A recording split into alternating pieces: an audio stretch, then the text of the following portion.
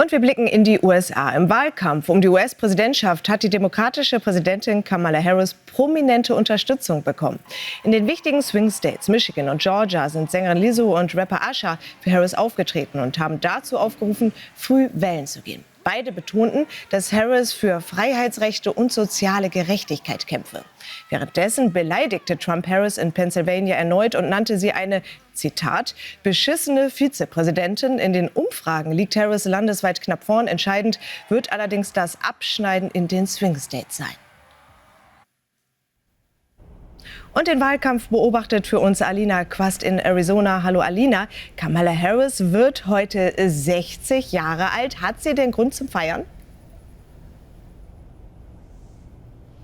Ja, also zum Feiern zumute ist ihr vielleicht mit Blick auf die Umfragen nicht unbedingt, weil der Vorsprung von ihr schmilzt, auch von dem konservativen Sender Fox News. Die sehen sogar Trump vorne mit 2 Prozentpunkten. Also es ist wirklich ein Kopf-an-Kopf-Rennen. Deswegen, ich glaube, jetzt an ihrem Geburtstag wird sie nicht unbedingt die Füße hochlegen, sondern es geht wirklich um jede Stimme. Wobei in Michigan am Freitag, da wurde ihr schon von Anhängern Happy Birthday zugesungen. Aber wir wissen ja, das kann auch Unglück bringen. Allemal merkt man jetzt schon an den Worten von Kamala Harris, die ja doch immer die Botschaft hatte, bring back the joy, also die Freude ja auf die Bühne zurückzubringen, dass da jetzt die Töne auch rauer werden gegenüber ihrem Kontrahenten. Da geht es jetzt auch immer mehr ums Alter. Kamala Harris wird 60 heute, ist damit 18 Jahre jünger als Donald Trump, fast 2 Jahrzehnte. Und nach dem Aussteigen von Joe Biden ist nun Donald Trump der älteste Präsidentschaftskandidat in der US-Geschichte. Und im Gegensatz zu Kamala Harris will er nicht seine Patientenakte für die Öffentlichkeit zugänglich machen. Also da wird jetzt ordentlich ausgeteilt, da wird auf dem Alter auch rumgeritten.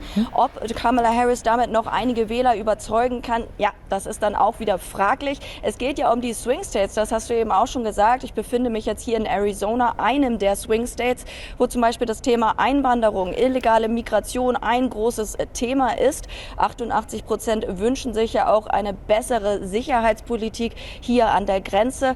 Und da gibt es sicherlich auch noch einige, die unentschlossen sind. Ich konnte ja in den letzten Tagen auch mit einigen Leuten in Texas sprechen. Man denkt ja immer bei diesen sehr polarisierenden Kandidaten, da müsste man sich doch eigentlich schon eine Meinung gebildet haben. Das ist aber eben nicht der Fall. Und das zeigt, dass es hier in den nächsten 2 Wochen noch richtig spannend wird und dass sich keiner der beiden Kandidaten sich sicher sein kann oder sich zurücklehnen kann, ob man nun Geburtstag hat oder nicht.